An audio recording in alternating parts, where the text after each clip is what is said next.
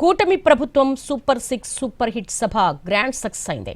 అందరూ ఊహించినట్టుగానే భారీగా జన సందోహం నడుమ సభ కళకళలాడుతోంది.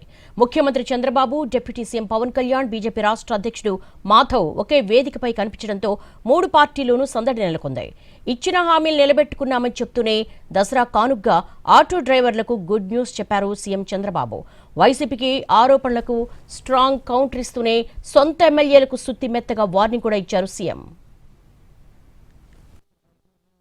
15 నెలల పాలన తర్వాత కూటమిలోని మూడు పార్టీలు ఒకే వేదికపైకి వచ్చి మరోసారి ఐక్యత చాటాయి. ఎన్నికల ముందిచ్చిన సూపర్ 6 హామీలు అమలు చేసిన నేపథ్యంలో అనంతపురం వేదికగా విజయోత్సవ సభ నిర్వహించారు. సూపర్ 6 సూపర్ హిట్ అంటూ నిర్వహించిన ఈ సభకు వేలాదిగా జనం తరలివచ్చారు. ముఖ్యమంత్రి Chandrababu Naidu, deputy CM Pawan Kalyan, BJP రాష్ట్ర అధ్యక్షుడు మాధవ్తో పాటు ఎమ్మెల్యేలు, మంత్రులు ఈ కార్యక్రమంలో పాల్గొన్నారు. సూపర్ 6 జెండాలు పట్టుకుని చంద్రబాబు, పవన్ కళ్యాణ్, మాధవ్ ర్యాంపుపై నడవటం అందరినీ ఆకర్షించింది.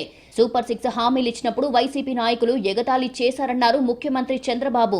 ఒక్కొక్క హామీని ప్రస్తావిస్తూ నెరవేర్చిన తీరు గురించి కూడా ప్రజలకు అర్థమయ్యేలా చెప్పారు. రాష్ట్రంపై 10 లక్షల కోట్ల అప్పు ఉన్నప్పటికీ ఇచ్చిన హామీలు నెరవేర్చామన్నారు. అదే సమయంలో దసరా కానుకగా ఆటో డ్రైవర్లకు గుడ్ న్యూస్ చెప్పారు. వాహన మిత్ర కింద ప్రతి ఆటో డ్రైవర్కు 15,000 రూపాయల ఆర్థిక సాయం అందిస్తున్నట్టుగా ప్రకటించారు. ఈ రోజు మీ అందరికీ హామీ ఇస్తున్నాం. దసరా రోజున ఆటో డ్రైవర్లందరికీ వాహన మిత్ర కింద 15,000 రూపాయలు ఆర్థిక సహాయం చేస్తామని అనౌన్స్ చేస్తున్నాను. వైసీపీ అధినేత జగన్ కు స్ట్రాంగ్ కౌంటర్ ఇచ్చారు చంద్రబాబు. మెడికల్ కాలేజీ అంటే ఏంటో తెలియని జగన్ వాటి గురించి మాట్లాడుతున్నారని ఎద్దేవా చేశారు. భూమి ఇవ్వగానే అది మెడికల్ కాలేజ్ అయిపోదన్నారు. 17 మెడికల్ కాలేజీలు ప్రకటిస్తే ఒక్కటి మాత్రమే పూర్తయిందని, గత ప్రభుత్వం పునాదులు వేసి వదిలేసిందని ఆరోపించారు. అందుకే తమ హయాంలో పీపీపీ విధానం తీసుకొచ్చామని చెప్పారు.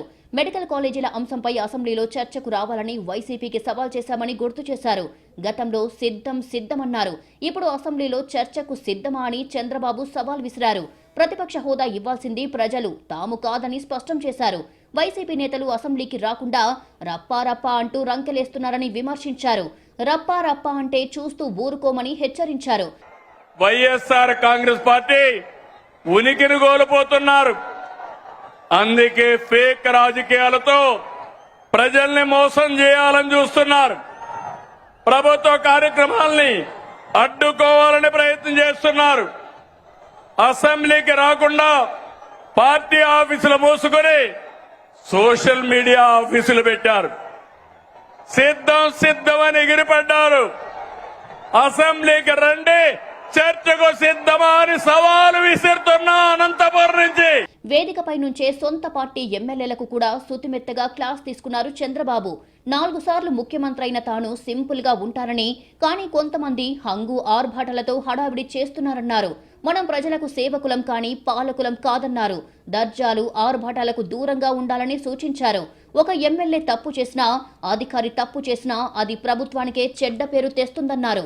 అహంకారం వద్దు, అవినీతి, ఆలసత్వం, అసంతృప్తి అనేది మన దగ్గరికి రానిద్దండి.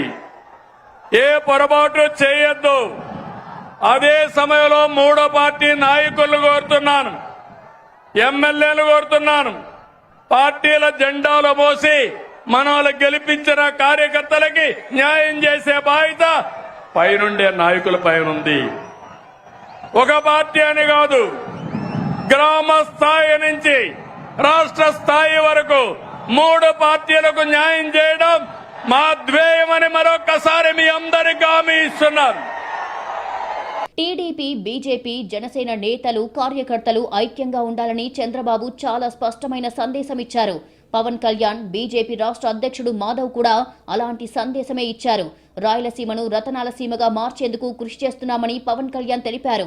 ఒక్కో కుటుంబానికి 25 లక్షల వరకు ఆరోగ్య బీమా అమలు చేస్తున్నామన్నారు.